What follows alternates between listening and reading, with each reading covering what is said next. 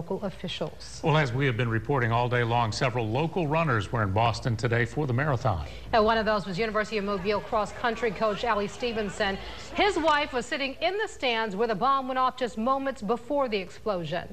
Local 15's John Sanitas joins us now. John Stevenson is really a veteran marathoner racing all over the world. He says he noticed something a little different before today's race. Well, he did, Greg. He noticed a lot more security before the marathon, much more than he'd seen at any other marathon, including bomb-sniffing dogs, spotters on the roofs, and loudspeaker announcements saying it was just a training exercise. But city law enforcement officials have said there were no credible threats before the race.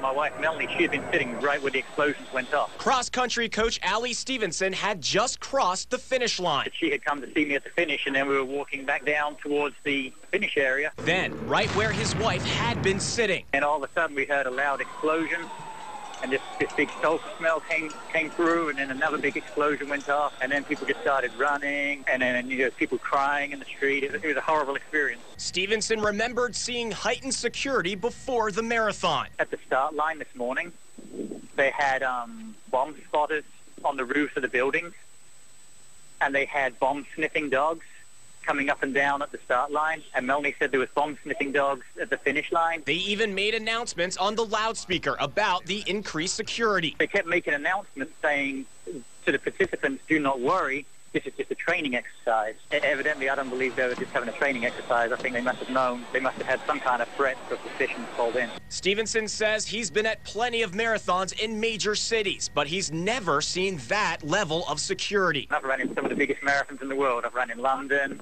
in the Washington, D.C. one, Chicago, and I've never seen anything like that before a marathon. Now, Stevenson tells me the fact that he finished the marathon when he did and his wife left her seat to meet him when she did right before the explosions is just plain miraculous. Greg and Kim. John, thanks. I talked with Pastor